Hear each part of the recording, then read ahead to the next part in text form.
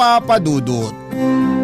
Hindi lang mga ilaw ng tahanan ang handang magsakripisyo para sa kanilang mga anak, kundi maging ang mga tulad namin na haligi ng tahanan.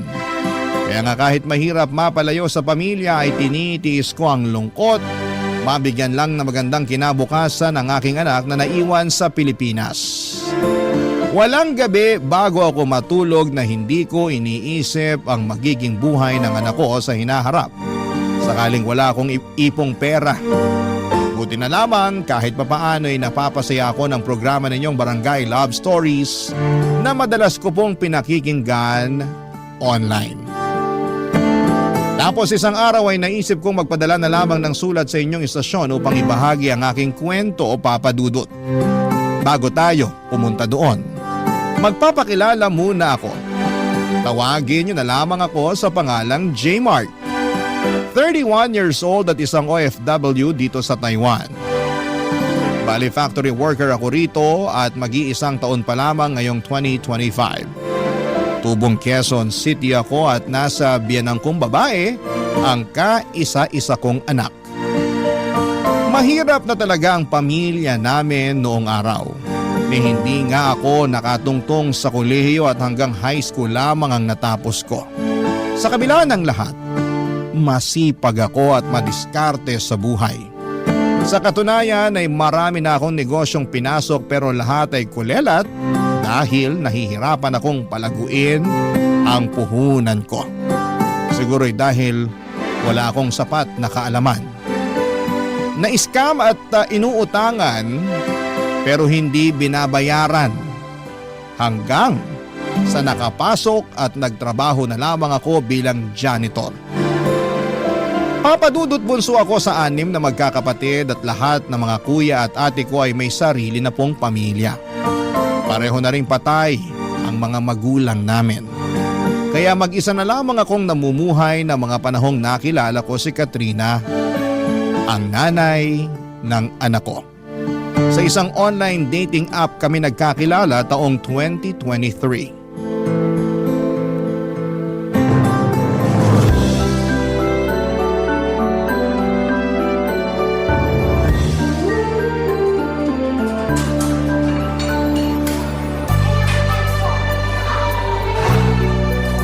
Masarap ba?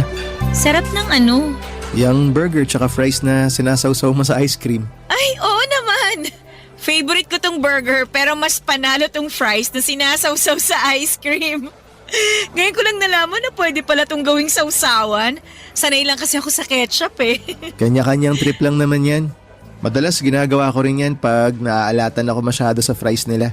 Kuya ko nga pala nagturo sa akin yan. Nakita raw niya sa anak niya kaya ginaya niya. Talaga? Ibang klase na rin ang panahon natin ngayon, ano? Bata na yung nagtuturo sa mga matatanda. Pero sigurado ako na tinuruan lang din naman yung pamangking ko ng mga kalaro niya. At salamat din sa pagtuturo sa akin. Hindi kasi ako mahilig sa fries. Kasi tama ka na minsan medyo maalat talaga. Pero ngayon may pangontra na ako sa alat kapag sinawsaw sa ice cream. Mas masarap pa. Salamat ulit. Wala yun, ano ka ba? Maliit na bagay lang yun. Ang totoo, ako nga ang dapat magpasalamat sa iyo eh. Saan naman? Kasi pumayag kang makipagkita sa akin. Bakit naman hindi? Mabait ka naman, tsaka maayos kang kausap sa chat. Sabihin na natin ganun na okay akong kausap para sa'yo. Pero ano kasi, Kasi ano? baka lang na turn off ka nung sinabi ko yung trabaho ko sa'yo. Na janitor lang ako. Unang-una, walang masama sa pagiging janitor. Pangalawa, marangal na trabaho yun. Hindi ka lang basta janitor ha, kundi janitor ka. Yung serbisyo mo kailangan niya ng isang kumpanya para maging malinis at organisado yung lugar nila. Salamat na ganyan yung naiisip mo. Nahihiya lang kasi talaga ako lalo na kung ikukumpara sa trabaho mo. Kasi nag-uopisina ka, kaya walang binatbat yung trabaho ko sa'yo. Huwag mong sabihin yan. Hindi ka dapat nag-iisip ng ganyan. Sinusubukan ko namang pigilan, pero minsan automatic na yun agad yung naiisip ko. Pero proud naman ako sa ginagawa ko. Kasi sabi mo nga, marangal yung trabaho ko. Tama ka. Sa akin ka makinig. Huwag sa kung sino-sino dyan na wala namang alam, kundi kumpara yung mga ginagawa nila. As if naman may nakikipagkumpetensya sa kanila, no? Niwala nga rin silang ambag sa buhay mo eh. Sa bagay, Maiba nga pala tayo. Ano yun? Kailan ka pala huling nagkaroon ng boyfriend? Parang 2 years ago pa yata yun. Gaano kayo katagal? Nakalimutan ko na nga lang kung ilang taon na kami kasi syempre, kinalimutan ko na siya simula na naghiwalay kami. In fact, kasal na lang talagang kulang sa amin pero life happens. Bakit kayo naghiwalay? Anong dahilan? Siguro hindi lang kami talaga yung nakatadhana sa isa't isa. Tsaka bukod doon, ilang beses na siyang nagloko eh. Ako naman si Gaga, mahilig yata sa red flag. Imbis na hiwalayan ko na siya nung unang beses niya ako niloko, winagayway ko pa sa ere yung pagiging red flag niya. In short, binigyan ko pa siya ng hindi lang isa, kundi maraming tsansa para mas lokohin at saktan ako. Paano mo na-realize na ayaw mo na? Nung malaman ko na nabuntis niya yung best friend ko na paulit-ulit na dahilan ng pag-aaway namin, nasabi ko na lang sa sarili ko na, girl, tama na. Maawa ka na sa sarili mo. Ayun, doon ko na siya hiniwalayan. Grabe rin pala yung ginawa niya sa'yo, no? Nakakatroma. Sinabi mo pa. Kaya nga pagkatapos nun, 2 taon din akong hindi nagpaligaw o nag-boyfriend. Wala na-trauma na sabi mo nga. Tsaka, in-enjoy ko muna yung pagiging single ko nun. Hanggang sa na-realize ko na gusto ko na ulit ma-in love. Kaya ka ba nasa dating app? Oo, tsaka kaya kita nakilala dun. Ikaw, bakit ka naman nasa dating app? Tulad mo, gusto ko rin ma-in love. Nox naman. Swerte mo nakilala mo ako kasi kung hindi mo na itatanong, masarap ako magmahal. Aba, tinawanan lang ako. Hindi ka naniniwala? Ano, sabihin mo, hindi ka naniniwala, no? Pamilyar ka naman siguro sa kasabihan na to see is to believe. Kaya maniniwala lang ako kapag pinatunayan mo. Ibang klase, ako pa talaga yung hinamon. Ayos mukhang palaban ka. Ay, oo naman. Wala yata akong inaatrasan. Sa dami ba naman ng masasakit na pinagdaanan ko sa buhay ko?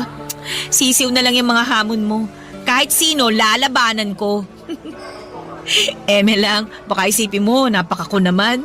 Wala ako iniisip na ganyan. Naaliw nga ako sa'yo Aba, at ginawa mo pa akong clown ha? Uy, hindi Ano ka? Biro lang. Buti pa kain na lang tayo, tapos ikaw naman magkwento tungkol sa dati mong love life. Papadudot maganda si Katrina. Siya ang tipo kong babae at aaminin kong natulala talaga ako ng sandali ng unang beses ko siyang makita. Akala ko nga ay nananaginip lamang ako lalo na nung pumayag siyang makipagkita sa akin. Simula kasi noong nagkausap kami ay hindi ko na itinago sa kanya ang trabaho ko. Nag-alala lamang ako dahil baka hindi niya ako tanggapin kahit bilang kaibigan man lamang dahil nga sa pagiging janitor ko. Hindi naman po sa minamaliit ko ang trabaho ko. Alam ko sa sarili kong marangal ang ginagawa ko at nagsisikap naman ako sa buhay. Pero kung may pwede pa akong gawin na ibang trabaho bukod sa paglalampaso ng sahig at pagpupunas ng bintana ay nakahanda ko talagang gawin, papadudot. Sa kabila ng lahat ay pinaramdam sa akin ni Katrina na hindi ako naiiba sa mga katulad nilang nagtatrabaho sa opisina. Trinato niya ako ng mabuti. Bagay na lalo kong nagustuhan sa kanya. Nagtuloy-tuloy ang komunikasyon namin hanggang sa umamin akong gusto ko siyang ligawan. Siyempre, kinabahan ako dahil baka ayaw niya. Pero inisip ko na lamang na kung ano man ang magiging desisyon niya, pumayag man siya o hindi, ay tatanggapin ko ng maluwag sa loob ko. Ang importante sa akin ay sumugal ako sa pag-ibig, papadudot. Pero siguro ikakampi ko pa rin ang langit dahil pumayag si Katrina na ligawan ko siya. Hindi nagtagal ay pinapunta niya ako sa bahay nila para ipakilala sa kanyang nanay, papadudot.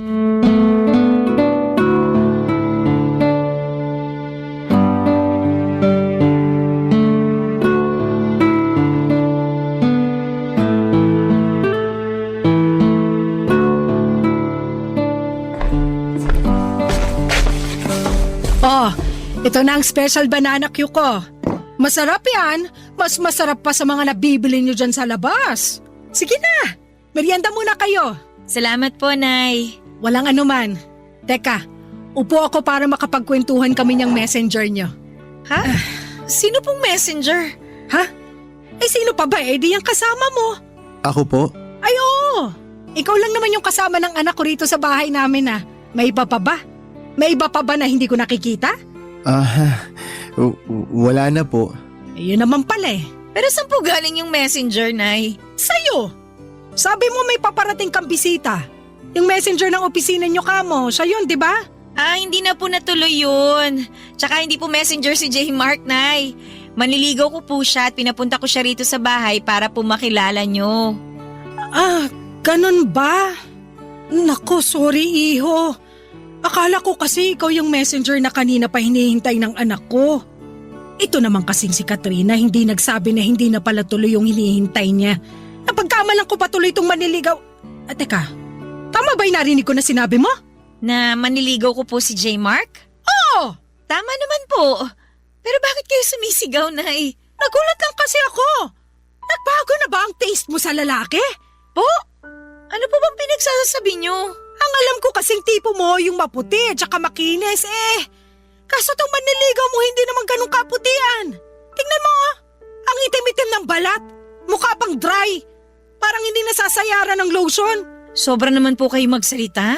Totoo naman wag mo sanang mamasamain no, J. Mark. Tama ba? Opo, tama po. Pero, construction worker ka ba? Nay! Bakit? Anong bakit? Kung ano-ano pong tinatanong nyo kay J. Mark Ayos lang naman, Katrina. Walang problema. Siguro gusto lang talaga malaman ng nanay mo yung trabaho ko. Tama! Tama yun! Siyempre bilang nanay mo, responsibilidad kong alamin ang background ng mga manliligaw mo, no? Buti pa si J. Mark naiintindihan ako. Naiintindihan ko rin naman kayo. Pero hindi ko gusto yung tono at yung pagkakatanong nyo. Wala namang masama sa tanong ko. Masyado ka lang kasing sensitibo. Basta balik tayo sa'yo, J. Mark. Ano nga ulit ang trabaho mo? Curious lang ako, wag mo sanang mamasamain, Hindi ko naman po minamasama. Bale, janitor po ako. Yun po ang trabaho ko. Janitor? Yung naglalampaso ng sahig? Naglilinis ng mga basura sa opisina? Opo, yun nga po. Katrina naman! Bakit po? Bumaba na ba talaga taste mo sa lalaki? Hindi lang sa itsura pati na rin sa trabaho ng manliligaw mo. Sigurado ka na ba talaga sa taong to? Opo, tsaka wala naman pong masama sa pagiging janitor. Oo nga, pero hindi kita pinag-aral at pinagtapos ng kolehiyo para bumagsak lang sa isang katulad niya na ganyan lang ang trabaho. Sorry pero ano bang tinapos mo? High school lang po. Kita mo na. Kaya janitor ka kasi high school graduate ka lang. Nay, sumusobra na po kayo sa mga sinasabi niyo kay J. Mark. Hindi ako sumusobra. Tama lang naman na tanungin ko siya at alamin ang kapasidad niyang ibigay sa iyo ang mga luho mo sakaling maging kayo. Hindi mo man lang ba yun naisip, ha? Kasi kung hindi, pues, ako na nanay mo naiisip ko yon. Huwag niyo naman pong maliitin si J. Mark. Pati na rin yung trabaho niya. Maliit naman talaga yung trabaho niya. Ano magagawa ko? Marangal po ang pagiging janitor. Hindi po siya nagnanakaw para kumita. Marangal nga, pero mababa naman ang sweldo. Tsaka hindi kaya nakaka-proud pakinggan na janitor lang ang trabaho na magiging boyfriend mo. Maya ka naman, nak. Yung pinsan mo, engineer ang boyfriend. Yung isa mong pinsan, afam. Kaya ganda ng lahi, tapos ikaw? Naku talaga. Ewan ko sa'yo, santisima ka. Sumasakit ang bumbunan ko sa'yo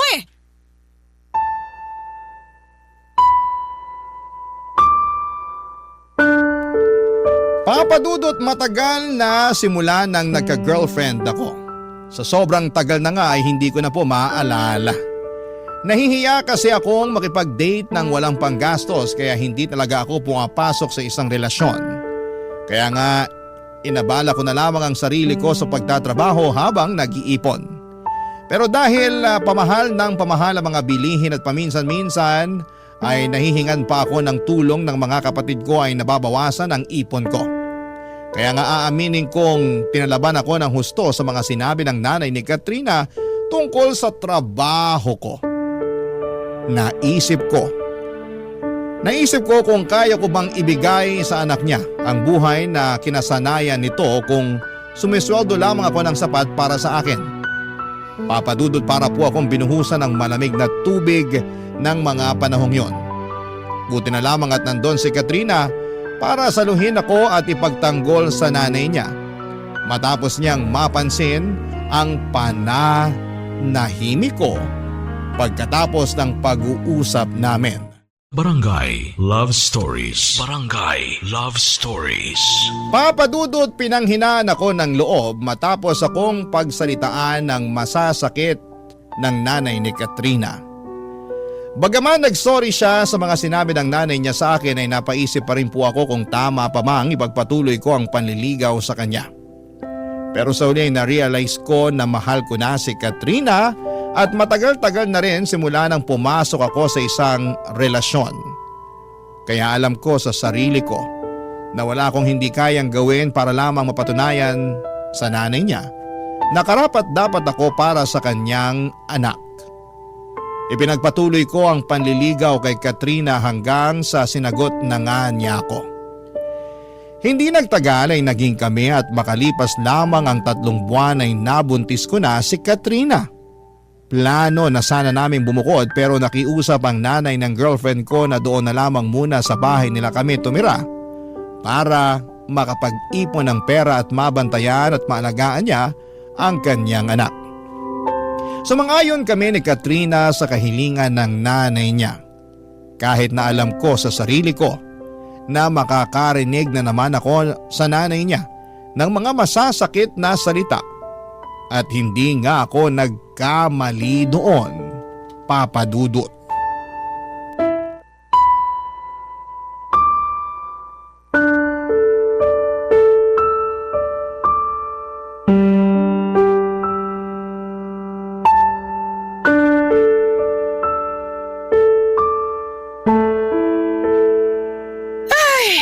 Buti pa ako na may-ari ng bahay marunong magwalis. Samantalang yung iba dyan na nakikitira lang, pakape-kape lang, oh. Kapal talaga ng mukha, grabe. Nay, ako po ba yung pinariringgan nyo? O sino pa nga ba? Wala namang ibang tao rito kundi tayong dalawa lang. Excuse nga, J-Mark, ang laki mong kalat. Sobra naman po kayo magsalita. Ngayon lang naman po ako nakapagkape at nagpahinga. Hapon na. Di ba ang pagkakape sa umaga ginagawa? Hindi po kasi ako nakapagkape kanina. Naglaba po ako agad ng mga damit namin ni Katrina. Pati yung mga damit niyo po, sinama ko na. Ha? Bakit mo naman sinama pati damit ko? Para hindi na po kayo mahirapan sa paglalaba, Nay. Paano yung mga ano ko? Huwag po kayo mag-alala. Hindi ko po sinama sa mga nilabang ko yung mga ano nyo. Damit lang po talaga. Tsaka si Katrina po ang nagbukod ng mga labahan nyo. Sabi ko po sa kanya, isabay ko na para mabawasan yung mga gagawin ninyo. Nakwento po kasi sa akin ng anak nyo na madalas raw po nyong ireklamo yung balakang nyo na sumasakit pag matagal kayong nakaupo. Ganon talaga pag tumatanda pero sa susunod, huwag ka na nga magmamarunong pwede. Sinubukan ko lang pong makatulong. Hindi naman po ako nagmamarunong. Nagmamarunong ka eh. Kunwari ka pang concerned sa akin at sa balakang ko pero akala mo ba? Hindi ko alam na inuuto mo lang ako? Gusto mo makuha ang loob ko para maging mabait na ako sa'yo. Maniwala po kayo o hindi ko po kayo inuuto. Pero totoo po na gusto kong makuha ang loob nyo. Di lumabas din ng totoo dyan sa bibig mo. Nay, ang ibig ko pong sabihin, gusto ko po na magkasundo tayong dalawa. Lalo na po ngayon na magkakaroon na po kami ng anak ni Katrina. Tsaka parang hindi po maganda na may galit kayo sa akin. Nakatira po tayo sa iisang bubong. Yun na nga eh. Kung bakit kasi binuntis-buntis mo pa yung anak ko. Akala ko jojowain mo lang. May plano ka na palang buntisin. Pareho po namin ginusto ni Katrina na magka-baby na. Tsaka nasa tamang edad na rin naman po kami, Nay. Kahit na! Para sa akin lugi pa rin sa'yo yung anak ko at ngayon yung magiging apo ko naman. Dahil po ba janitor lang ako? Oo! Hindi mo naman ako masisisi kung makwestiyon ko kung ano na lang yung magiging hinaharap sa'yo ng anak at apo ko. Hindi nga ako sigurado kung kaya kang buhayin ng sweldo mo eh. Paano mo patutustusan na mag-ina mo, Aber? Meron naman po akong konting naitatabing pera. Hindi rin po ako gastador. Marunong po ako mag-ipon. Tsaka masipag po ako. Oo nga, kasi pati damit ko nilaban mo kahit hindi ko naman inuutos sa'yo. Siguraduhin mo lang na maayos sa pagkakalaba mo doon at hindi ko na uulitin pa dahil pag marumi pa yon, nako! Sisingilin kita sa tubig at sabon na ginamit mo. Sobra naman po kayo makapagsalita sa akin. Hindi yun sobra. Nagsasabi lang ako ng totoo. Matagal na pong biyasa atong mga kamay ko sa pagkukusot at pagpipiga. Bata pa lang po kasi ako na naglalaba sa amin. Kaya sinisiguro ko po sa inyo na maayos po yung pagkakalaba ko ng mga damit nyo. O hindi ko naman talaga tinatanong at wala akong pakialam. Nay, wag naman po kayong ganyan. Huwag mo nga akong artehan ng ganyan. Akala mo yata madadala mo ako sa kakaganyan mo. Oh, yung kape na tinimpla, tiniinom mo, malamang ako pa rin ang gumastos niyan, no? Ano, masarap ba? Masarap bang uminom ng kape na hindi mo binili? Masarap po. Sumasagot ka pa? Ay, talaga naman! Wag po kayong mag-alala. Pag sumweldo po ako na pong bahala sa pangkape natin. Pangkape lang? Paano naman yung bigas sa kaulam? Susubukan ko pong makapag-ambag para rin. Bakit hindi buong sweldo mo yung ipambili mo? Kahit po gustuin ko, yung kalahati po kasi ng sweldo ko nakalaan sa panganganak ni Katrina. Ay nako! Dami mo talagang palusot, ewan ko sa'yo! Maniwala po kayo, hindi po ako nagpapalusot. Gusto ko lang po talaga na maging handa kami para sa pagdating ng baby namin. Dapat lang naman talaga na maging handa kayo, no? Lalo na hindi ka mamayaman. Lalong dapat doblehin mo, hindi kaya triplehin mo yung pagsisikap sa pagtatrabaho. Kung kailangan mong gawing araw ang gabi at magtrabaho pa rin na magtrabaho, gawin mo! Wala kang karapatang magpahinga kasi wala kang pera!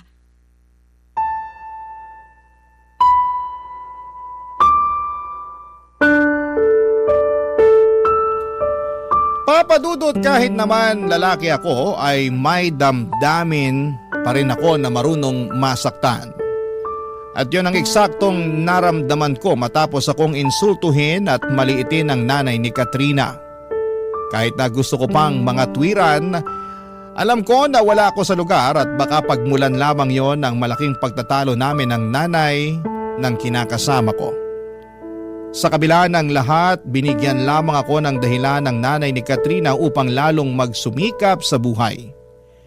Yun bang tipong hindi lang makontento sa trabaho ko na nagsisimula ng alas 8 ng umaga at natatapos ng alas 5 ng hapon. Doon ako nag-isip-isip ng magkaroon ng extra income at inopen up ko yon kay Katrina, bagay na sinuportahan naman niya. Doon ko nga po naisip na magtinda ng pagkain katulad ng burger at hotdog sandwich sa tapat ng bahay namin tuwing araw ng Sabado at Linggo. Katulong ko rin doon si Katrina na siyang nagsilbing bonding na rin namin. Masaya naman ako dahil nadagdagan ng ipon namin para sa panganganak ni Katrina. At kahit na may inaasahan naman kami na makukuha niya na benepisyo, sa trabaho niya ay iba pa rin yung may pera kaming hawak na pwede naming mahugot sa oras ng pangangailangan.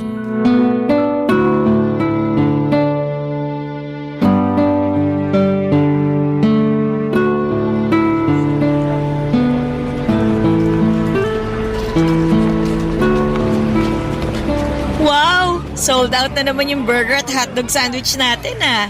Maaga tayo makakapagsara nito. Oo nga eh.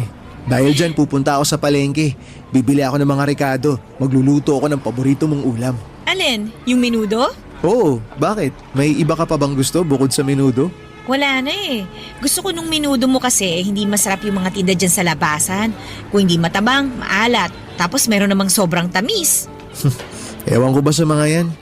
Parang joke time yung pagluluto ng ulam na binibenta nila. Di ba pag nagbebenta ka, dapat sinasarapan mo?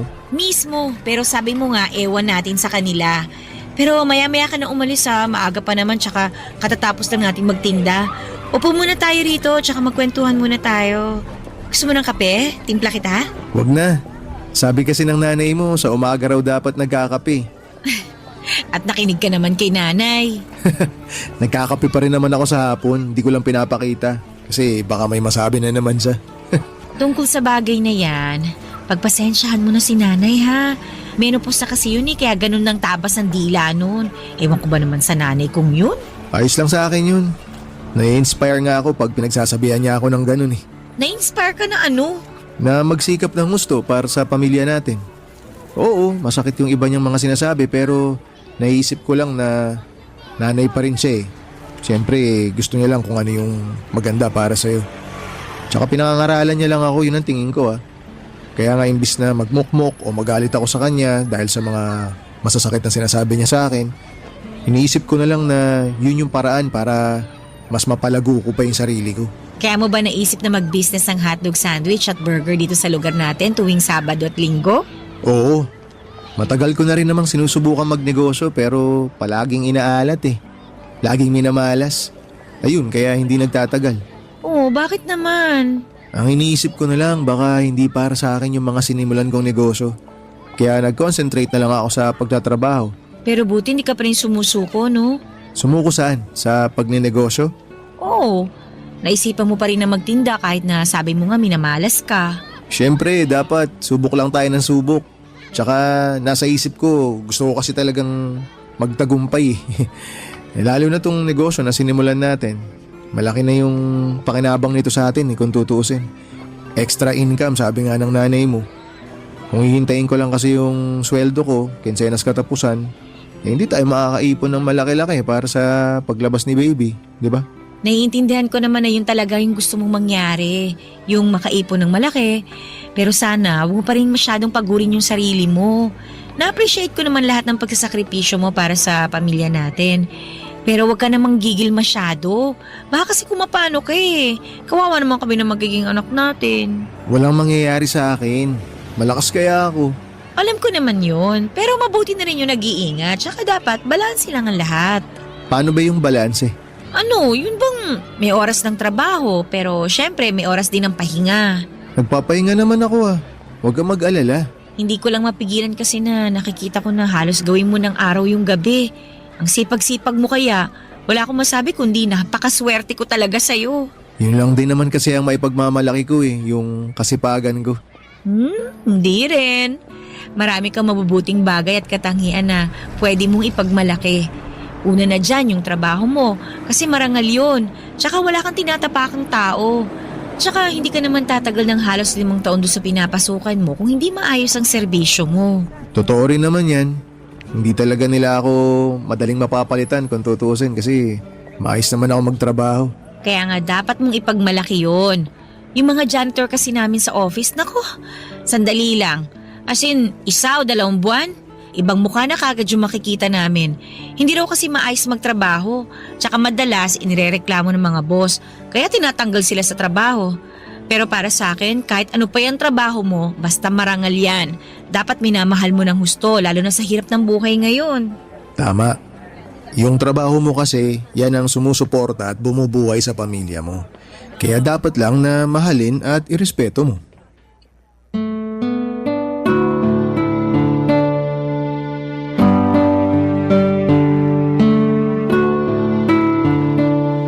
Papa Dudut, totoo pala na kahit na hindi ako ang pinakamayamang lalaki sa mundo, ako naman ang pinakamaswerte dahil alam kong suportado ako at mahal ng babaeng pinakamamahal ko.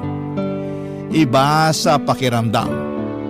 Ang sarap-sarap na tipong kahit nakakapagod ang maghapong trabaho ay mabilis na naiibsan yon ng mga mabubuting salita at papuri sa akin ni Katrina.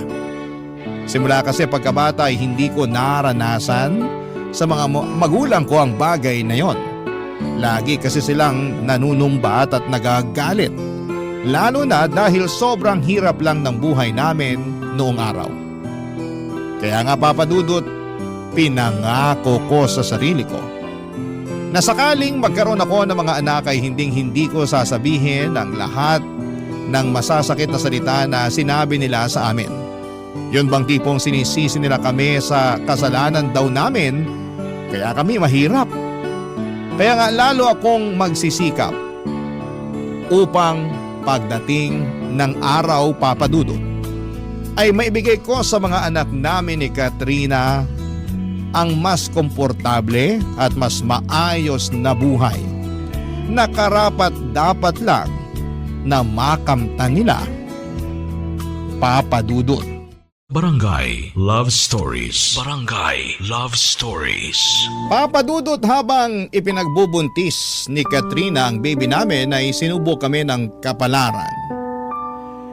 Hindi kasi naging magaan ang pagbubuntis niya.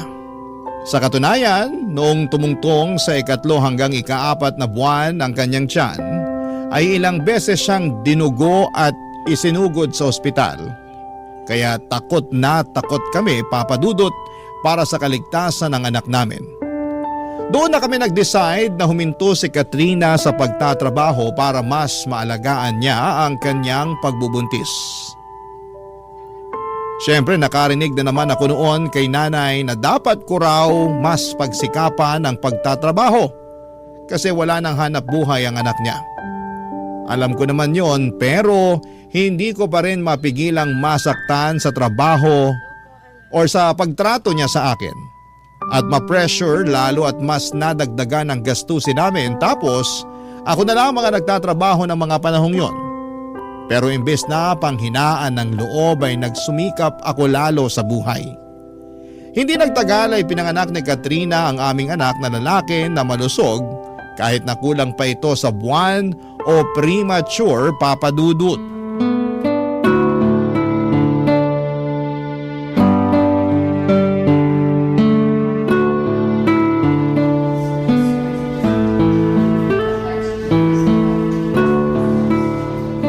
Okay ka lang ba? Bakit mukha kang malungkot? May nangyari ba?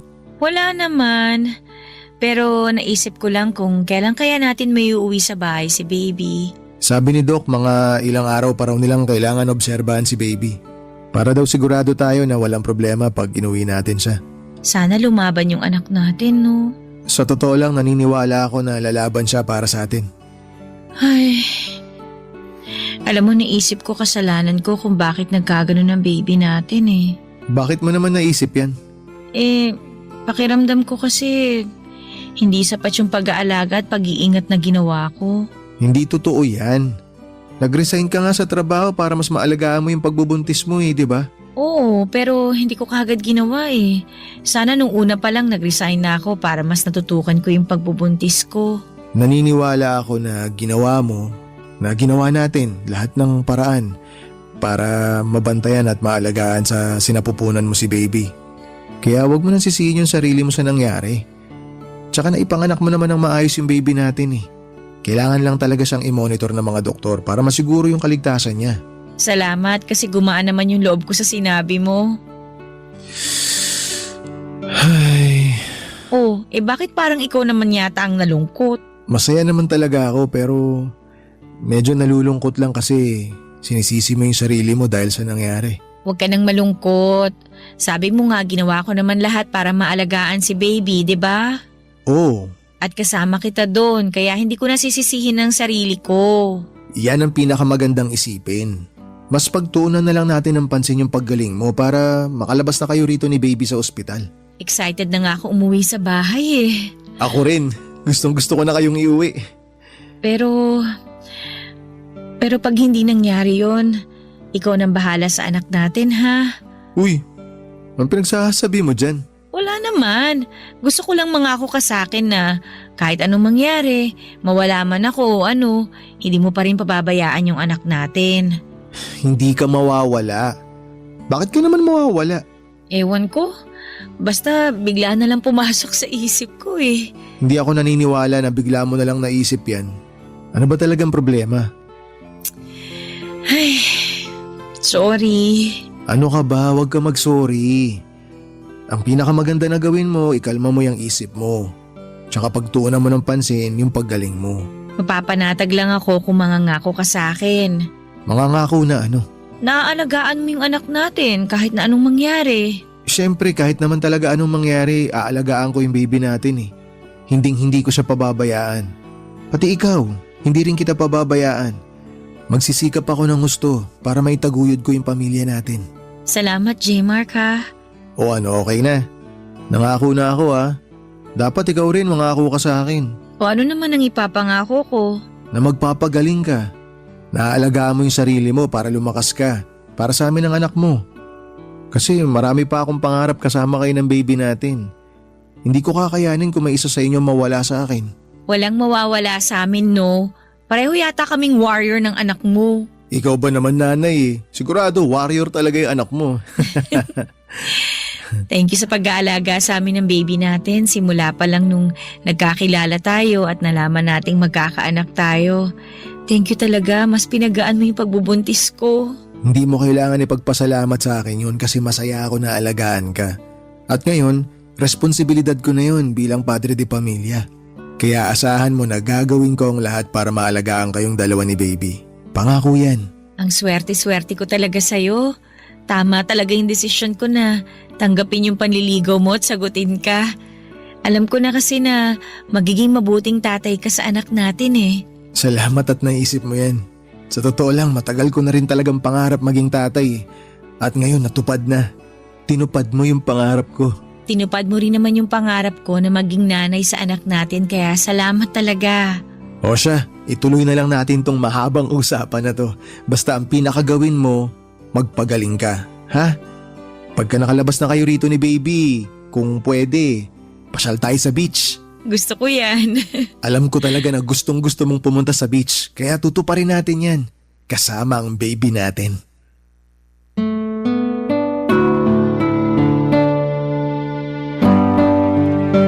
Papadudot, para sa akin ay walang kasalanan ang kinakasama ko sa nangyari sa anak namin. Alam ko na ginawa niya ang lahat upang maalagaan ng baby namin at maisilang ng maayos. Kaya nga ang laki ng respeto at pasasalamat ko kay Katrina dahil sa ginawa niyang pagsasakripisyo, mabigyan lamang ako ng anak. Pero aminado ako na natakot ako noong nagkausap kami dahil para siyang nagbibili na. Sa kabila ng lahat ay sinantabi ko ang pangamba ko at nag-focus sa pagsasaayos ng kwarto namin para sa nalalapit na pag-uwi ng mag-ina ko sa bahay. Ganon din ang iba pang papeles at pera na kailangan na pambayad sa ospital. Kaya lang, hindi na nangyari yon.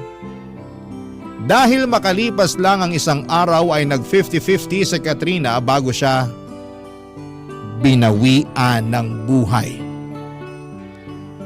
Papadudot, nagkaroon pala ng komplikasyon ang panganganak niya. At hindi na yon naagapan pa. Papadudot, namatay ang kinakasama ko. Matapos maipanganak ang baby namin. Sobrang sakit, papadudot. Para akong napilay ng mga panahong yon at pakiramdam ko ay pinagsakluban ako ng langit at lupa. Matapos iwanan na lamang ni Katrina ng basta-basta. Iyak ako ng iyak na para bang gusto ko na ring sumunod sa kanya, papadudot. Hindi ko akalain na maglalaho ng ganong kabilis ang lahat ng mga pangarap namin. Ang sakit, lalo't plano ko na yayain siyang magpakasal kapag nakarecover na siya sa panganganak. Pero alam ko na hindi na yon mangyayari pa. Ilang araw, papadudot, pagkatapos ng libing ni Katrina ay mas lalo akong nalugmok dahil sa matinding kalungkutan.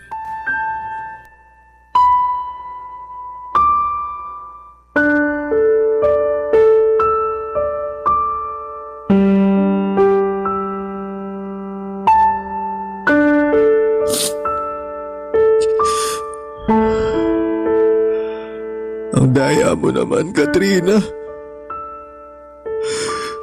Pakadaya mo. Di ba nag-usap pa tayo? Napupunta tayo sa beach kasama si baby pagkalabas niya sa ospital. Binigla mo naman ako. May sorpresa pa naman ako sa'yo paglabas mo. Hayain na sana kita magpakasal eh. Pero wala na. Iniwan mo lang kami ng anak natin. Sobrang sakit naman dito, Katrina. Sobrang parang akong dinudurog. Nararamdaman ko yung kaluluwa ko na uupos na. Mayayari. J-Mark, Nay, kayo pala. anong ginagawa mo rito sa labas? Malamok ko. Buti hindi ka pinapapak dyan. Okay lang naman po ako. Hindi ko po iniinda yung mga kagat ng lamok sa sobrang sakit po ng nararamdaman ko. Pwede ka magsabi sa akin. Makikinig ako. Hindi ko po alam kung paano mag-uumpisa eh. Basta ang alam ko lang po para akong nadudurog dahil sa pagkawala ni Katrina. Hindi ko po alam ang gagawin ko. Kung paano pa po ako magpapatuloy dahil sa nangyari. Wala namang madali pero hindi mo yung kailangan gawin mag-isa. Nandito ako. Kahit naman paano, anak na rin ang turing ko sa'yo. Salamat po, Nay. Tungkol doon sa mga hindi natin pagkakaunawaan, wala na sa akin yun. Simula nung namatay ang anak ko, pinagsisihan ko na lahat ng mga kasalanan ko sa'yo. Matay na rin yung mga masasakit na salita na paulit-ulit kong sinabi sa'yo nun. Pasensya ka na talaga ha. Kasi masyado ako naging sakit ng ulo mo. Hindi naman po kayo naging sakit ng ulo ko. Siguro, sakit lang po sa tenga kasi naninigaw po kayo parati. Sobra ka naman. Pero pasensya ka na talaga. Ayos na po sa akin yun. Hindi naman po ako nagtatanim ng galit eh. Hindi po ako nagtanim ng galit sa inyo kasi nanay kayo ni Katrina. Tsaka, kung tutusin, mas lalo po akong na-inspire na magsikap sa pagtatrabaho para mabigyan ng magandang buhay yung mag-ina ko. Na kahit ganito lang ako, hamak na janitor at tindero ng burger at hotdog sandwich, may pagmamalaki nila ako. Alam mo, lagi kang pinagmamalaki sa akin ni Katrina. Wala siyang ibang bukang bibig kundi, Nay, ang galing-galing ni J-Mark kasi ganito, ganyan. Na napakasipag mo raw, kulang na lang gawin mong araw ang gabi. Madalas nga lang siyang nag-aalala sa'yo. Kasi parang hindi ka na raw marunong magpahinga. At totoo naman dahil nakikita ko sa'yo yung kasipagan. Kaya nga nahiya talaga ako nun sa sarili ko dahil kung ano-anong masasakit na salita ang sinabi ko sa'yo. Hindi lang pagkatao mo ang hinamak ko kundi pati na rin ang trabaho mo. Siguro kasi masyado lang akong nag-alala para sa anak ko. Kaya lang maling-mali pa rin na pinanghimasukan ko yung buhay niya dahil pareho na rin kayo na nasa tamang edad. Huwag niyo na pong isipin yun. Napatawad ko na po kayo tsaka marami rin naman po ako natutunan sa inyo. Salamat, Nak. Hayaan mo, babawi ako sa'yo, sa inyo ng anak mo. Hindi ko kayo pababayaan hanggang nabubuhay ako. Tsaka nangako rin ako kay Katrina. Naaalalayan ko kayo ng apo ko sa abot ng makakaya ko. Salamat po, Nay. Malaking bagay po sa akin na nandiyan kayo kasi aminado ko na. Wala po talaga akong alam sa pagiging tatay. Hindi nga po ako masyado marunong magpalit ng diaper ng baby namin. Mali-mali po ako sa pagtitimpla ng gatas. Tsaka marami pa po akong kinatatakutang gawin kasi baka masaktan ko po si baby. Kaya nga nandito ako. Ako na muna ang bahala sa apo ko habang nagtatrabaho ka. At kapag day off mo naman, edi tuturuan kita para merong ka ring alam. Sa ganung paraan man lang makabawi ako sa'yo. Maraming salamat po talaga kasi kahit wala na si Katrina, hindi niyo pa rin po kami pinabayaan ng anak namin. Oo naman. Pamilya tayo eh. Tsaka baka pag ginawa ko yun, gabaan ako ng langit sa pagiging masamang lola. Ayoko mapunta sa impyerno pag namatay ako. Ano ba kayo, Nay? Hindi pa kayo mamamatay. Huwag niyo pong sabihin yan. Siyempre hindi pa. Masamang damo yata ako. Nay, maraming salamat po ulit ha. Walang anuman. O siya, baka gusto mo nang pumasok kasi masyado ng maraming lamok dito. Kanina pa ako kinakagat eh. Ay, sige po. Pasok na po tayo. Baka biglang magising si baby tapos wala ako sa tabi niya. Yun nga rin ang naisip ko. Kaya tara na sa loob.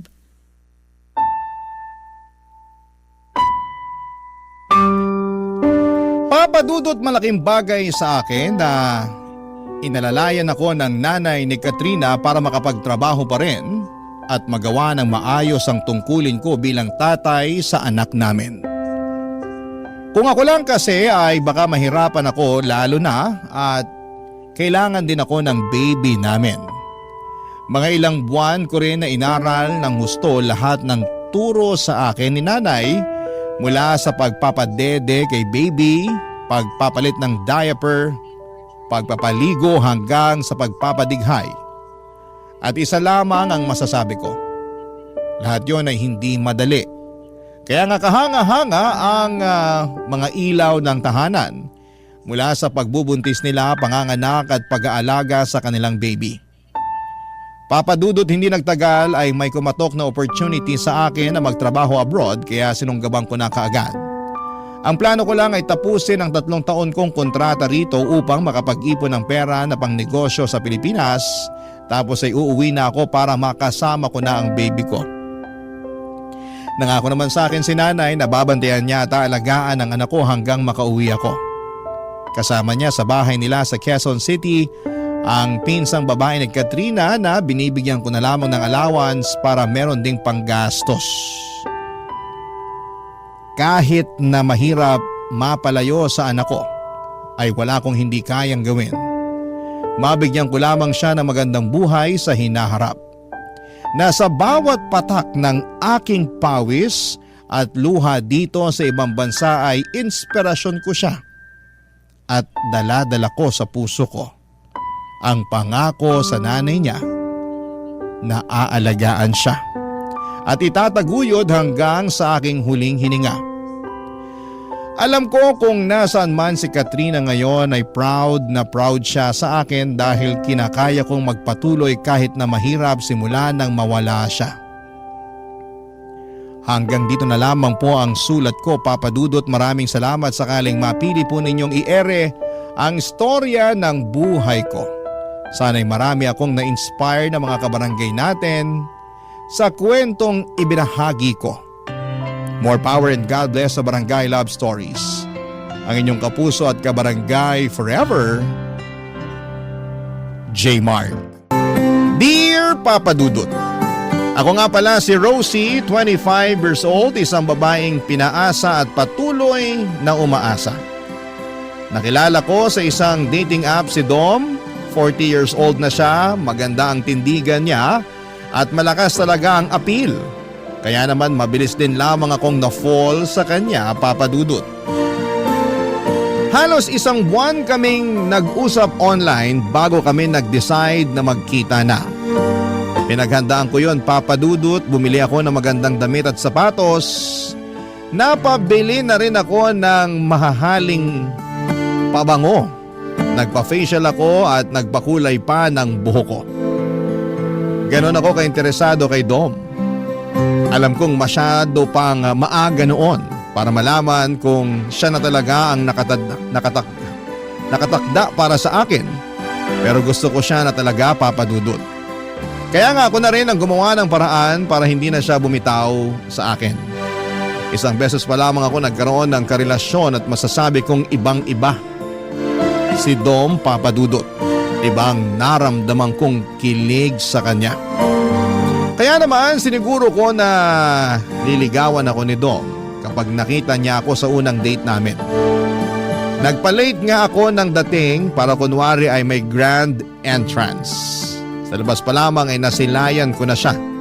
Malakas ang naging kabog ng dibdib ko at napakagwapo pala niya sa personal at parang wala siyang 40 kung titignan. Halos hindi ako makapasok noon dahil kinakabahan ako dahil baka hindi ako maging enough sa kanyang paningin. Nilaksan ko na lamang ang loob ko at saka nagpa-sexy habang naglalakad patungo sa kanya. Hindi naman ako nabigo sa reaksyon na inaasahan ko, Papa Dudut. Alam kong nabighani ko siya sa pakending-kending na paglakad ko. Namula pa nga ng bahagya mga pisngi ko dahil nakatitig lamang siya sa akin at parabang gandang-ganda siya sa akin. Nang maupo na ako ay nginitian ko na siya, Papa Dudut.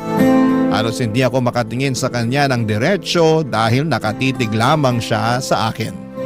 Alam kong liligawan na niya ako noon, ramdam na ramdam ko na, Papa Dudut.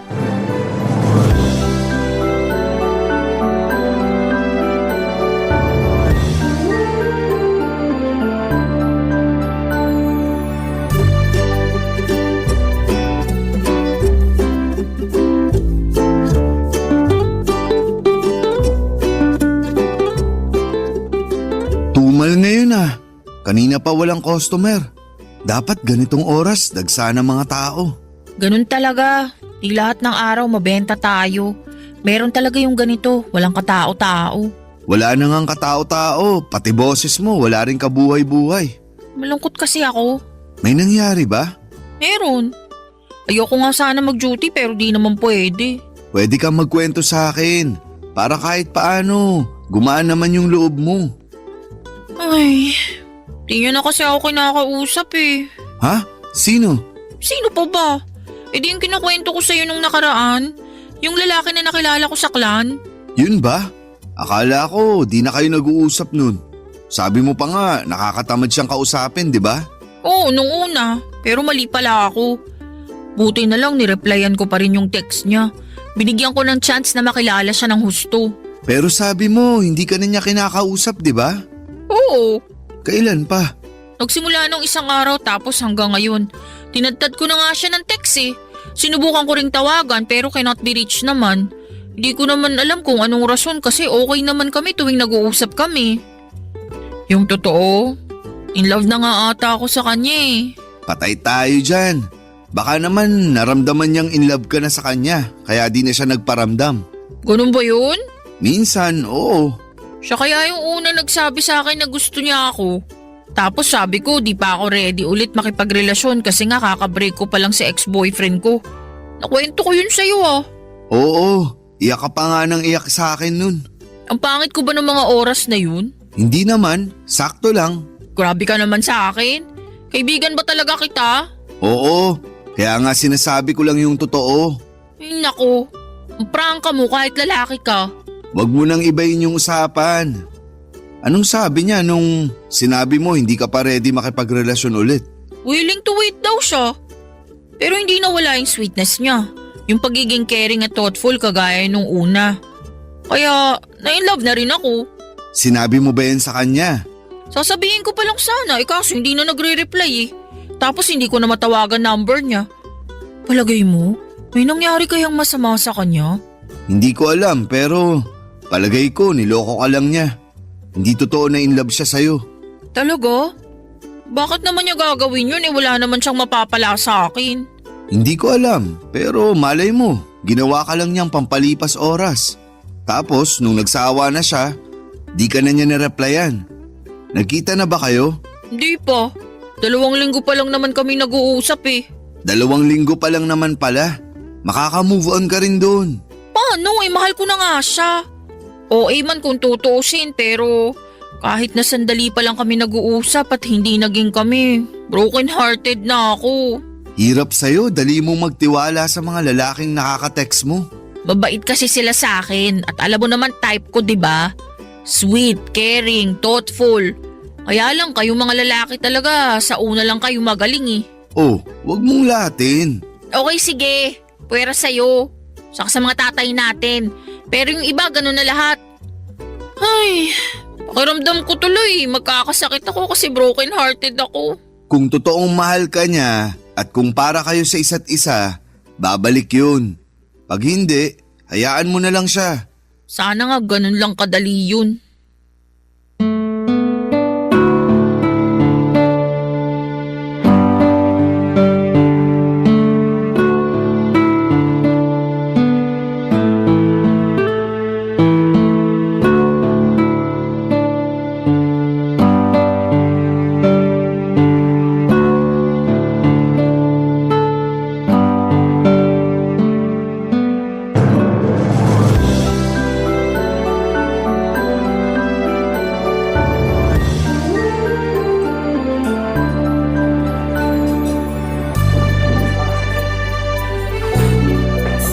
Dom, pwede bang wag ka nang tumitig sa akin? Bakit naman? Eh kasi naman nakakailang. Paano nakakailang? Hindi ka ba sanay na tinititigan ka? Sanay naman. Pero nung ikaw na yung gumawa, Ayaw mo ba? hindi naman sa ayaw. Kaya lang ang init na ng pisngi ko eh. Ewan ko ba? Kakaiba kasi yung mga titig mo. Naintindihan na kita. Ganyan din kasi ang sinasabi ng ibang babae na dinedate ko noon. Sabi nila, nakakatunaw daw mga titig ko. Yan nga, eksakto. Kasi hindi ko naman mapigilan. Ang ganda mo pala talaga sa personal. Napaghandaan ko lang tong araw na to, kaya parang ang ganda ko bigla. Pero wag kang umasang palaging ganito ha. Kasi may mga araw na para akong sako ng kamote. Sobra ka naman sa sako ng kamote. Oo nga. Sa mga susunod na date natin, makikita mo. Kahit siguro magmukha ka pang kamoting durog, tititig pa rin ako sa'yo. Mas nakakailang pa pala yung mga banat mo kaysa sa mga titig mo eh. Paano na lang pag pinagsabay ko pa, hindi ba? Wala na. Lusaw na ang kamote ko. Kamote mo? Ang ibig kong sabihin, kamote ako. Ay, hindi, mali. Ang ibig kong sabihin talaga, Ang cute mo pala pag kinakabahan ka. ikaw kasi eh. Ngayon lang ako nagkaganito. Ang swerte ko naman pala. Sana palagi kang ganyan pag nakatitig na ako sa'yo. Sa susunod na mga date natin, masasanay na rin ako sa mga titig mo. Hindi na yan epekto. Aba, mukhang gusto mo pang makipag-date sa akin sa susunod ah. Bakit naman hindi? Ngayon pa na pinainit mo na ang kamote ko sa mga titig mo? Komportable ka na rin magbiro tungkol sa kamote mo. Bakit ba puro kamote ang usapan? Ano bang gusto mong pag-usapan? Gusto kong pag-usapan ko ng relationship status mo. Madali lang yan. Single na single ako. Ako rin. Parehas tayo. Meron ka pa bang ibang gustong malaman sa akin bago tayo umorder? Dali na habang hindi pa ako gutom. Kailan mo naman ako liligawan? Ang bilis mo naman tanungin yan ha. Mukhang matagal mo nang pinagplano na itanong sa akin yan no. Hindi naman. Kaya lang gusto ko lang malaman syempre para alam ko kung saan ako lulugar. Lumugar ka lang dyan sa harapan ko para matitigan pa kita. Hindi pa ako sawa sa ganda mo eh. Uy, umiiwas sa tanong ko. Alam mo, mabuti pa umorder na tayo. Bigla akong ginutom sa kagandahan mo. Sige, order na tayo. Pero kapag busog ka na, sasagot ka na ha. Tignan natin kung mabubusog ako ng pagkain dito. Kapag hindi, sa susunod ka na bumawi ng tanong. Okay, hindi naman ako nagmamadali. Willing to wait ako palagi sa pagkain at sa'yo na rin.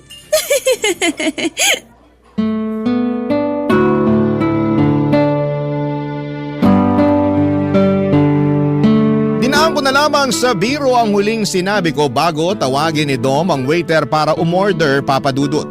Sa totoo lang ay pambawi ko lamang yung biro na yon para matakpan ang pagkakapahiya ko. Halata namang umiiwas si Dom sa tanong ko tungkol sa panliligaw. Alam ko namang makakakuha ko ng positibong sagot sa kanya dahil nakita ko naman na interesado siya sa akin. Kaya ang confident ko lang din na magtanong kung kailan niya ako liligawan, kaso mali pala yon. Dapat pala ay hindi ko muna binitawan ang mapangahas na katanungan na yon.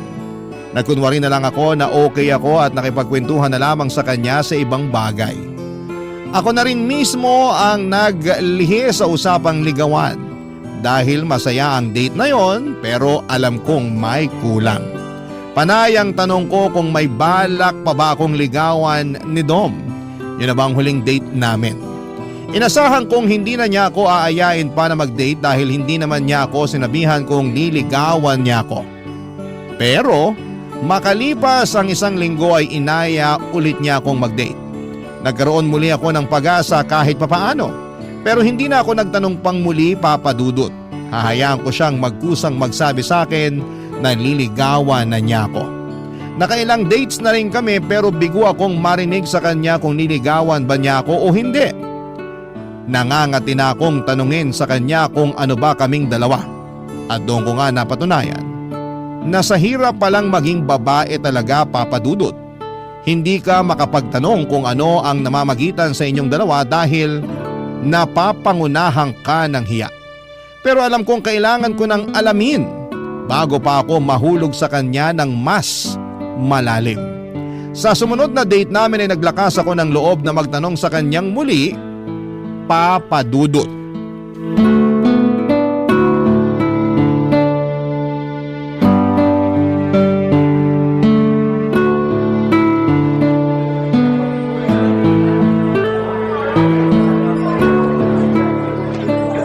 Dito sa napili mong coffee shop Hindi masyadong maraming tao. Para magkarinigan tayo ng maayos. Sa mga napuntahan kasi natin dati, ang ingay masyado. Sumakit lang lalamunan ko kakasigaw para lang magkarinigan tayo. Pasensya na. Mahina akong pumili ng lugar kapag nakikipag-date. Hayaan mo, sa susunod na date natin, ako na talaga ang mamimili. Tinawanan lang talaga ako. Order na tayo ng kape? Parang kailangan ko ng mga simsikmura ako. Teka, bago tayo magpaasim ng sikmura, may gusto lang sana akong itanong. Ano yun? Ang tagal ko na kasing gustong itanong to sa'yo, kaya lang nauuna lagi yung hiya ko. Uutang ka ba? Hindi ah! Mukha na ba talaga akong gipit sa paningin mo? Biro lang. Ang seryoso mo kasi. Seryoso nga kasi itong sasabihin ko. Ngayon pa lang parang gusto ko ng mga sim sa kaba ng sikmura ako. Dom, seryoso nga. Ano na bang nangyayari sa atin? Ay, hindi kita maintindihan. Panay ang labas natin. Pero hindi klaro sa akin kung saan ang punta nito. Anong sinasabi mo? Talaga bang wala kang alam sa mga sinasabi ko? Linawin mo kasi. May pag-asa bang maging tayo? Liligawan mo na ba ako? Kailan? Uy, ang dami mo naman tanong. Di ba dapat isa lang? Sige. Tayo na ba? Hindi pa naman kita nililigawan. Paano magiging tayo, hindi ba? Kaya nga ang susunod na tanong, kailan mo ako liligawan? Uy, dapat isang tanong lang. Huwag kang madaya. Huwag na sana tayong maglokohan, Dom. Sabihin mo na lang sa akin kung liligawan mo ako o hindi para alam ko kung saan ako lulugar. Gusto mo talaga malaman yung totoo? Oo naman. Yun lang naman ang kailangan ko eh. Meron akong balak ligawan na ibang babae. Bakit pala niyaya mo pa ako makipag-date? Masama ba? Single ka. Single ako. Wala namang sinasabi sa batas na bawal yun. Pero kung may balak ka ng ligawan na iba, di wag na tayong mag-date kasi wala rin naman pala tong patutunguhan. Sana kasi hindi ka na lang nagtanong eh. At kasalanan ko pa kung gusto ko maging klaro ang lahat sa atin? Sorry Rosie. Iba talaga ang gusto kong ligawan. Pero nai-enjoy ko naman na kasama ka. Nai-enjoy mo nga akong kasama, pero iba naman ang gusto mong makasama. Lugi! Rosie naman. Gets ko na. Huwag ka na magpaliwanag. So ito na ang huli nating date. Ganon. Siguro. Hindi siguro. Siguradong oo. Ikaw bahala. Ikaw naman nagdesisyon yan. Parang ako pa ang mali rito ah. Ikaw na nga to nagpaasa sa akin tapos parang ikaw pa tong lugi? Hindi kita pinaasa. Hindi ako makapaniwala sa mga sinabi ni Dom, Papa Dudut. Gusto pa niya akong baliktarin. Nainis ako at hindi na sumagot sa huling sinabi niya.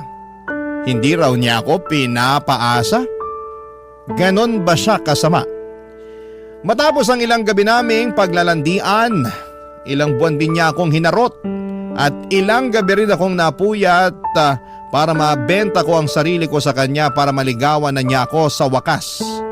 Tapos sa bandang huli, Papa Dudut, noong gusto ko nang iklaro ang lahat ay bigla niyang sasabihin sa akin na hindi niya ako pinaasa at meron daw siyang ibang balak na ligawan.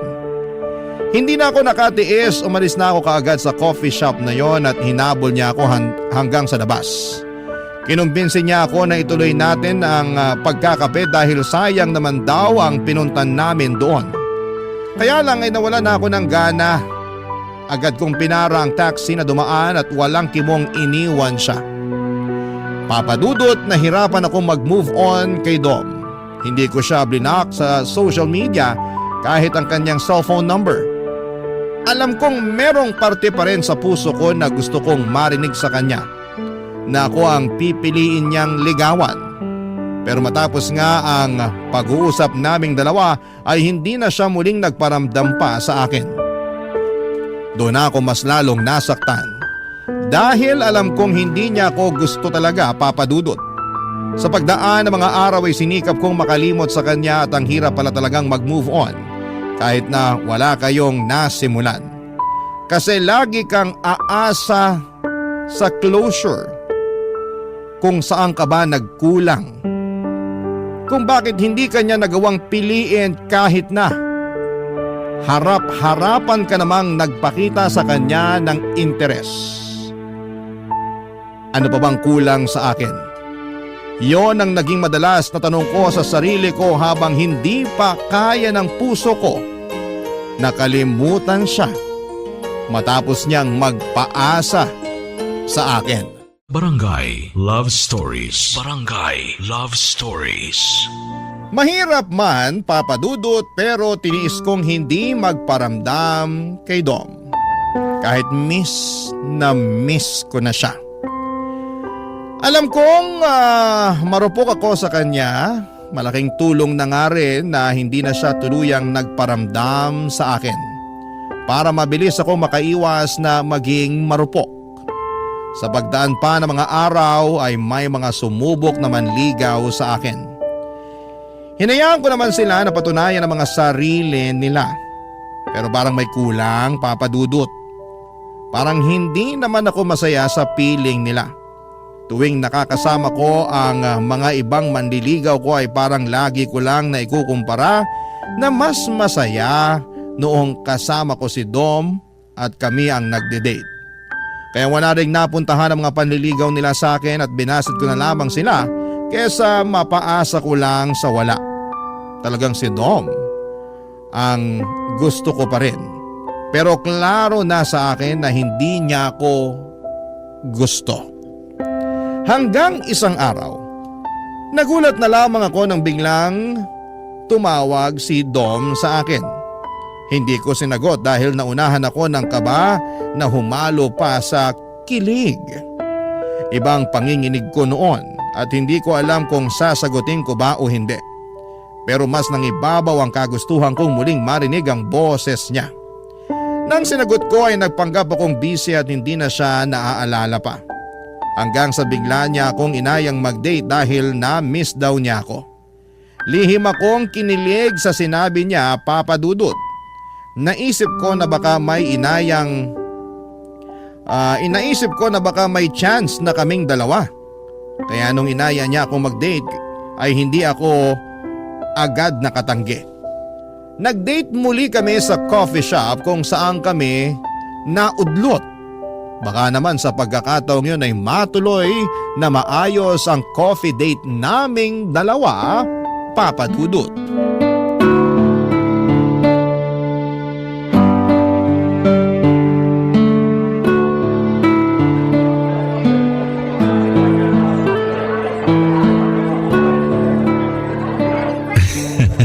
Nakakatawa.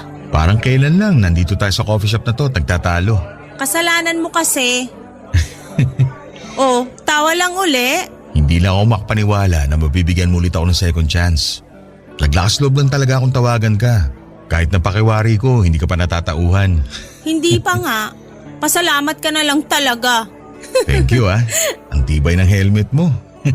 Akala ko mapapahiya na ako eh. So ano bang ibig sabihin itong date natin ngayon? Ano bang gusto mo maging ibig sabihin ng date natin ngayon? Ayan ka na naman ha. Mukhang red flag ka na naman sa akin. Joke lang. Ano ba?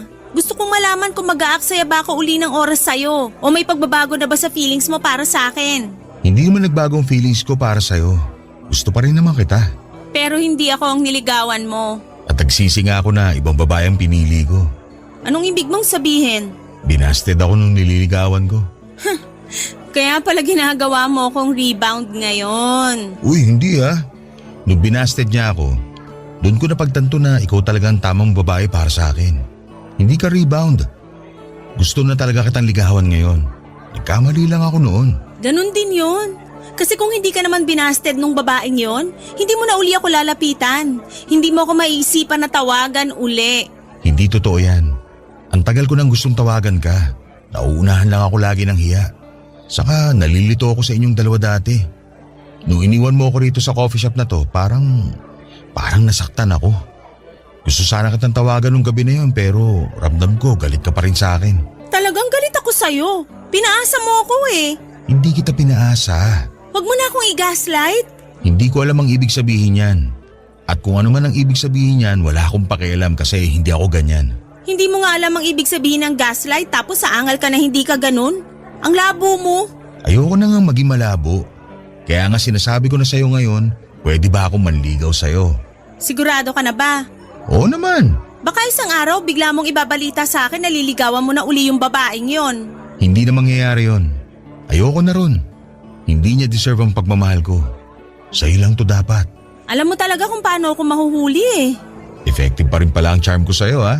Hindi naman kasi nawawala yun. Eh di, pahay ka namang paligaw sa akin. Paano kung pahirapan ko yung panliligaw mo sa akin para makaganti lang ako sa pagpapaasa mo nun? Hindi kita pinaasa. Paulit-ulit na lang. Pinaasa mo nga ako. Huwag mo nang i-deny. Oo na lang para matigil ka na. Ayoko mag-away tayo. Sabihin mo na sa akin, ano na? Pwede na ba ako manligaw talaga? Oo nga. Basta wala nang bawian ha. Ang tanga ko naman kung iiwan pa kita. Natauhan na ako. Sure? Sure ako. Ikaw na talaga ang gusto ko. Kahit pahirapan mo pa ako sa panliligaw sa'yo. Bigyan mo na ako ng second chance, please. Hindi ka magsisisi. Promise. Bala ko pa sanang itago ang kilig pero hindi ko na kinaya. Napakagatlabi na lamang ako sa sobrang kilig habang nakatitig sa mga mata ni Dom. Sa wakas, may part 2 na ang love story namin. Talagang kailangan lang sigurong maligaw ni Dom sa ibang babae para mahanap niya ang daan pabalik sa akin. Nawala tuloy ang galit ko sa kanya. Natunaw lahat ng inis ko sa kanya lalo na noong hinawakan niya ang kamay ko at saka hinalikan. Pagkatapos noon ay humiling siya na kung pwedeng makahalik sa aking pisngi. Pinayagan ko naman siya at pagkatapos noon ay nagkusa akong halikan ang kanyang mga labi. Parang nag-init ang pakiramdam ko nang mahalikan ko siya. Ramdam kong ganun din siya. Hindi na nga kami naka-order ng kape dahil inaya niya akong magkape na lamang sa bahay niya. Agad naman akong pumayag, Papa Dudut. Mas gusto ko roon para masolo namin ang isa't isa. May nangyari na nga sa aming dalawa. Kahit sabihin pang parang nagmadali akong ibigay sa kanya ang pagkababae ko, ay wala po akong pakialam, Papa Dudut. Lalo't nakikita ko naman sa kanya na interesado na siya sa akin. Panay ang labas namin, lagi kaming magkahawak kamay, panay pa nga ang regalo niya sa akin ng bulaklak at tsokolate. Lagi rin niya akong binibilahan ng maliliit na teddy bear kapag sahod niya. Ramdam na ramdam ko talaga na seryoso na siya sa akin. At hindi ako nagsisisi na binigyan ko siya ng second chance para matuloy ang naudlot naming pagtitinginan. Hanggang isang araw, bigla na lang siyang nagka-cancel ng mga date namin. Nalimitahan na rin ang pag-uusap namin at parang lagi siyang nagmamadali, Papa Dudut. Hindi na rin niya ako binibigyan kahit ng isang peraso ng tsokolate kahit sahod niya. Isang araw, nilahad niya sa akin ang dahilan sa parehong coffee shop kung saan kami madalas na magligawan, Papa Dudut.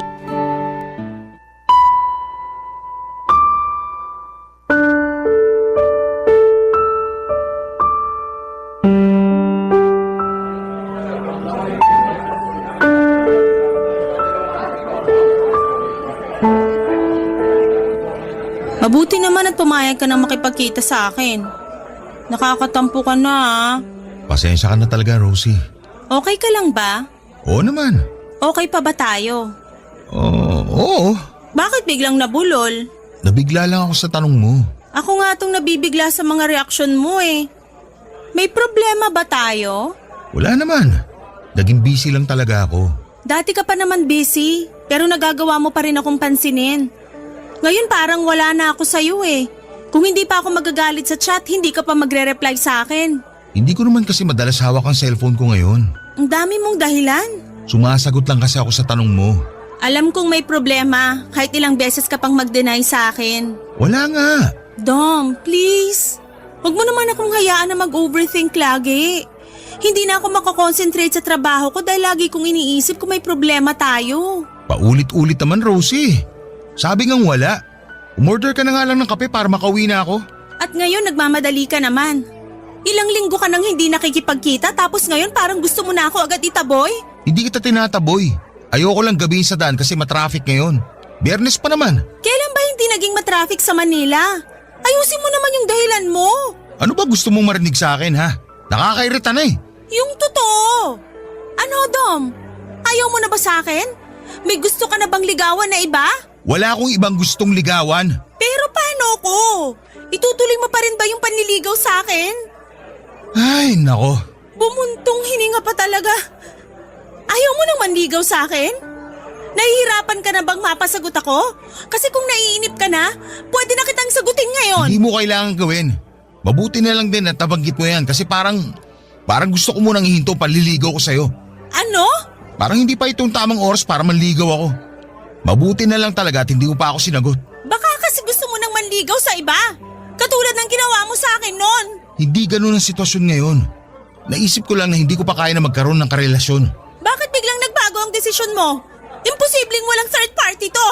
Ang lala naman ang pagdududa mo sa akin. Alam ko nagkamali ako noon.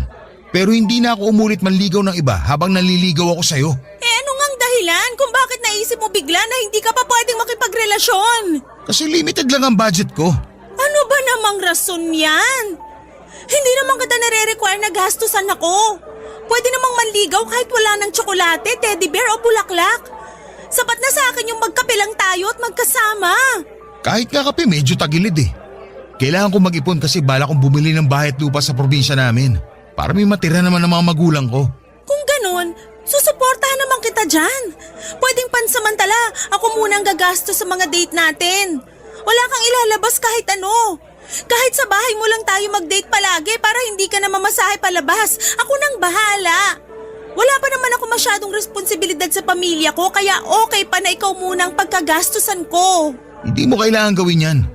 Mag-ipon ka rin para sa'yo. Huwag mo akong gayahin. Tignan mo ako. 40 na pero wala pa rin ipon. Tapos ngayon parang huli na, saka naman ako nagkukumahog para magkaroon ng pera. Rosie, marami pang iba dyan. Makakahanap ka pa ng ibang lalaki na paninindigan ka. Ano pa bang laban ko kung tinapos na niya, Papa Dudut? Kung ayaw na niya? Napatahimik na lamang ako at hindi ko na alam kung tatayo na ba ako para umalis ng walang paalam. Hindi naman ako makaiyak dahil nahiya akong ipakita yon sa kanya. Ayokong makita niya na mahina ako dahil lang sa pag-iwan niya sa akin.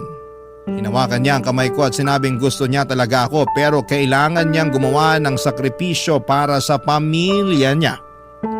Pinilit ko siyang unawain dahil pamilya naman niya yon. Masakit lang kasi na sa ikalawang pagkakataon ay pinili niyang bitawan ako para sa iba. Para matakpan ng sakit, umorder na lamang ako ng kape para sa aming dalawa. Sinabi kong libre ko na para tulong na rin sa kanya.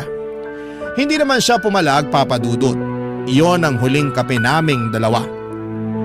Tahimik lamang kami habang inuubos ang kape at panay ang tingin ko sa mga pumapasok na magkakadate sa coffee shop na yon. Nakaramdam po ako ng pait. Bakit masaya sila at kami hindi? May malas ba sa coffee shop na yon kaya palagi kaming natatapos doon ni Dom. Pero doon din kami nagsimulang magligawan.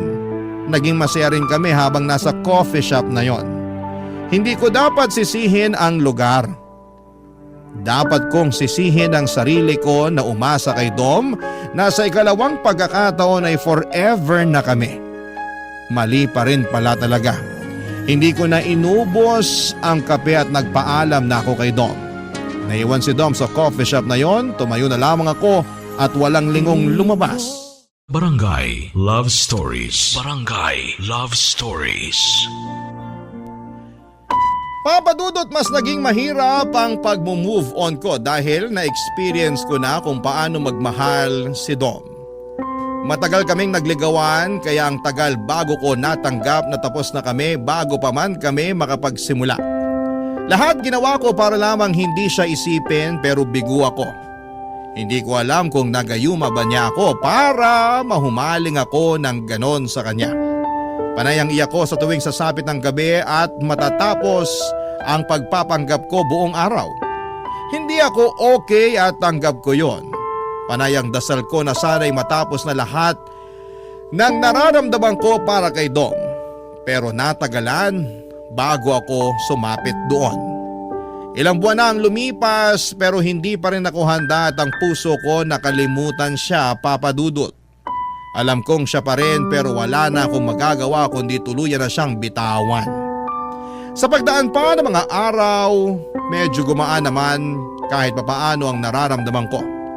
Unti-unting nawawala na yung sakit.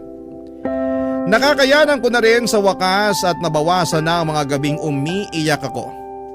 May mga araw na rin na nakakalimot na ako sa pangalan niya. Masaya na ako kahit papaano, kahit yon pa lang ang inaabot ko sa pag-move on ko sa kanya. Hanggang isang araw noong handa na ang puso kong talikuran siya ay saka naman siya biglang nagparamdam sa akin. Kakagising ko lamang isang umaga ng linggo nang matadtad ang cellphone ko ng maraming text mula kay Dom. Puro pag-amin na nami-miss na raw niya ako at hindi niya kayang mawala ako sa buhay niya. Papadudot. Aminadong nakaramdam ako ng saya at kilig pero ano ba ang plano niya? Nireplyan ko siya at tinanong kung kumusta siya. Wala siyang ibang naging sagot kung hindi gusto niya akong makita. Doon muli sa coffee shop kung saan kami natapos. Nagsimula at natapos muli. Ano na kaya ang susunod para sa aming dalawa, Papa Dudut?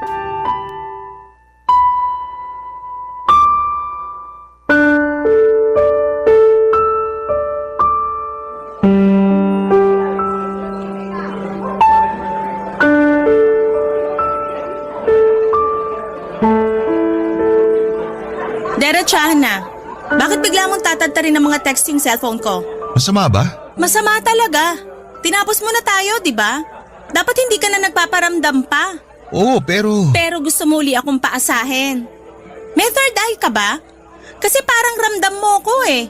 Ramdam mo kung kailan kaya ko nang bumitiw sa'yo. Saka ka biglang lalapit para testingin uli ako. Hindi totoo yan. Namiss lang talaga kita. Sinungaling. Totoo yun. Kung alam mo lang kung gaano kahirap sa akin na masanay na wala ka na ulit sa akin. Ang hirap. Huwag mo nga akong daanin sa drama. Kung nadaan mo ako sa ganyan dati, ibahin mo ngayon kasi kaya ko na. Kaya ko nang bitawan ka. Kung totoo yan, bakit nandito ka ngayon? Bakit parang nakakapit ka pa rin sa ating dalawa? Kasi, curious ako. Curious o gusto mo pa rin ako? Curious. Yun lang talaga. Hindi ako naniniwala. Kita ko sa mga mata mo na namiss mo rin ako. At masaya kang nakita ako ngayon. Ang kapal din naman ang mukha mo. Kinakapalan ko na talaga ang mukha ko para lang maamin sa'yo ang totoo. Namiss kita, Rosie. Ang hirap pala na wala ka sa buhay ko. At bakit ngayon lang yan? Ilang buwan mo akong hinayaan? Kasi alam mo naman may kailangan ako isakripisyo, hindi ba? Ako na lang lagi sinasakripisyo mo kapag nagigipit ka. Kasi alam ko maiintindihan mo ako. Kasi wala naman akong ibang choice. Kahit hindi kita intindihin, wala pa rin ako ibang magagawa kundi tanggapin yung pagtalikod mo sa akin. Wala na ako ibang masasabi kung hindi sorry. Yun lang ang kaya kong gawin. Sana pala hindi ka na lang nakipagkita kung sorry lang ang sasabihin mo. Kasi okay na ako eh, kahit hindi ko yan matanggap sa'yo. Pero hindi okay sa akin na hindi makahingi ng sorry sa lahat ng nagawa ko sa'yo. Patawarin mo sana ako. At kung mapatawad kita ngayon, anong mangyayari? Kung meron man akong gusto mangyari ngayon, walang iba kundi magkaayos tayo at sana mabigyan mo ako ng third chance. Third chance mo mukha mo. Wala na ba talagang pag-asa, Rosie? Isipin mo lahat ng ginawa mo sa akin. Saka mo itanong kung dapat ba kitang bigyan ng third chance. Alam ko mahirap na pagbigyan mo ako ulit ngayon. Pero makakasiguro ka na hindi magiging mali ang desisyon mo kapag bumalik ka sa akin. Natuto na ako. Na-realize ko na hindi ko kayang wala ka. Tapos iiwan mo uli ako kapag may gulo na naman sa buhay mo. Hindi na mangyayari yun. Kung may problema man ako, hindi na ako bibitaw. Natuto na nga ako. Ayoko nang mahalin ka, Dong. Nakakainis ka. Halika nga rito. Yakapin mo ako. Ibig sabihin, pasado na ako sa third chance? Ayaw mo yata eh. Gusto, syempre. Gustong gusto ko.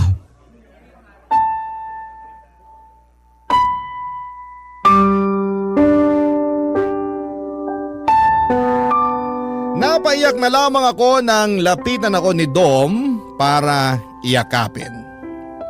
Nagpalakpakan ang mga tao sa paligid namin at akala ata nila ay nag-propose si Dom sa akin. Hindi naman namin sila kinorek dahil masyado kaming masaya noon, Papa Dudut. Yung manager nga sa coffee shop ay nag-offer ng libreng $2 Amerikano para sa aming dalawa. Masaya daw sila na doon namin piniling i-celebrate ang panibagong milestone sa buhay namin. Kahit papaano ay gumaan ang pakiramdam ko at naisip kong tama lang na bumalik ako kay Dom. Parang sign yun ng Diyos na nasa tamang tao ako dahil lahat ng tao sa paligid namin ay masaya para sa amin. In-enjoy namin ang libreng kape at nang maubos namin yon ay inaya niya akong pumunta na sa bahay niya para maglambingan. Muli na namang may nangyari sa amin, Papa Dudut. Namiss namin ang isa't isa at ramdam ko yon sa bawat hawak sa akin ni Dom. Dinoble ni Dom ang pagbawi niya sa mga pagkukulang nito sa akin. Naramdaman ko na parang muling may nagbabago na sa kanya. Kahit may mga problema siyang pinagdaraanan ay sinisigurado niyang hindi na niya ako basta-bastang bibitawan. Talagang nagbago na siya. Minahal ko na siya at hindi ko na pinatagal pa ang panliligaw niya. Sinagot ko na siya at naging opisyal na kaming dalawa at naging okay na ang mga sumunod na buwan sa aming dalawa. Plano na nga niyang pakasalan ako sa susunod na taon, Papa Dudut, basta makaipon. Mahal na mahal ko na talaga siya at ginawa ko ang lahat para lamang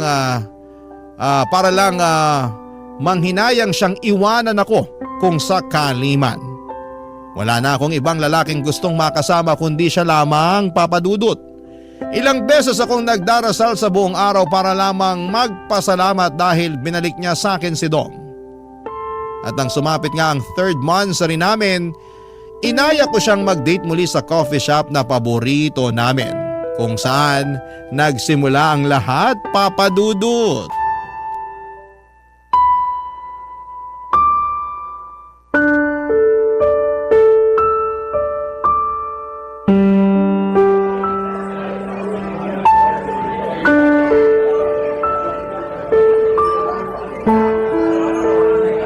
Bakit ngayon ka lang? 3 oras na ako naghihintay sa'yo rito. Nakailang higop na ako ng kape. Inaasid na ako ng malala. Pasensya na. May nakasalubong lang kasi ako. Nagkakwentuhan kaya hindi ko na namalayan ng oras. Gaano ba ka-importante sa'yo yung taong yon para makalimutan mo yung oras ng date natin? Sorry na nga eh. Babawi na lang ako sa'yo ngayon. Ginagalit mo ako eh. 3rd monthsary pa naman natin. Ilang sorry pa ba ang kailangan kong sabihin, Rosie? Oh, bakit parang nabaligtad yung sitwasyon? Bakit ikaw naman tong galit? Ako nga to naghintay sa'yo rito at munti ka nang maging diabetic dahil sa dami ng cake na nilantakan ko, wag lang mapaalis sa mesa na to. Bakit kasi ganyan ang atake mo sa akin? Kararating ko lang binungangaan mo na kagad ako. Sana inintindi mo muna ako. Kasi pinaghintay mo ako eh. Minsan lang naman ako na-late sa mga lakad natin. Minsan nga lang pero tinaon mo pang monthsary natin. Alam mo, ayoko makipag-away sa'yo. Aalis na lang ako. Teka, sorry na. Nainis lang ako kasi kanina pa kita gustong makasama. Eh di yan ang sabihin mo. Hindi yung mga away ka na lang bigla. Bakit parang ibang tono mo ngayon? Ha? Hindi ah. Kilala kita, Dom. May problema ba? Ikaw nga to may problema. Ikaw to nang-aaway tapos bigla mo ipapasa sa akin yung issue. Hindi eh. Alam ko na yung galawan mo eh. Anong meron? Sige, maging tamang hinala ka na naman. Alam mo, mabuti pa. Maghiwalay na lang tayo. Dom? Sino ang nakamit mo kanina? Bakit? Ayokong maging tamang hinala. Pero hindi ka naman kasi ganyan dati. Mahaba ang pasensya mo sa toyo ko. At hindi ka basta-basta nakikipaghiwalay maliban ngayon. Dom, umamin ka. Anong nangyari kanina habang wala ka rito? Wala nga. Huwag mo nga pairalin yung toyo mo. Nakakairita na eh. Bukas na lang tayo mag-usap pag kalmado ka na. Alis muna ako. Dom, please! Mag-usap tayo! Kinakabahan ako sa'yo! Alam mo, ayoko sa lahat yung masyado naghihinala. Maghiwalay na lang talaga tayo. Ayoko na. Bakit ang bilis mong umayaw? Anong nangyari kanina, Dom? Anong nangyari? Rosie, ayoko na. Narealize ko ngayon na hindi pala talaga kita gusto. Napatunayan ko na lang na tama ang feelings ko nung binungangaan mo ako. Anong nangyari, Dom? Sabihin mo sa akin. Hindi ka magdedesisyon ng biglaan kung wala lang. Gusto mo talaga malaman ng totoo? Oo. Naalala mo yung niligawan ko dati? Yun ang busted sa akin? Yung babaeng pinili mo kaysa sa akin? Siya yung kasama ko kanina. Ano na naman to, Dom? I'm sorry, Rosie. Ayoko na maging unfair sa'yo. Mahal ko pa rin pala siya. Dom, ilang beses mo ba akong gaganituhin? Huli na to. Babalik na ako sa kanya. Liligawan ko ulit siya. At kapag binasted ka na naman niya? Hindi niya na ako binasted, Rosie. Sabi niya pwede ko na siyang ligawan. Kasi type na rin daw niya ako.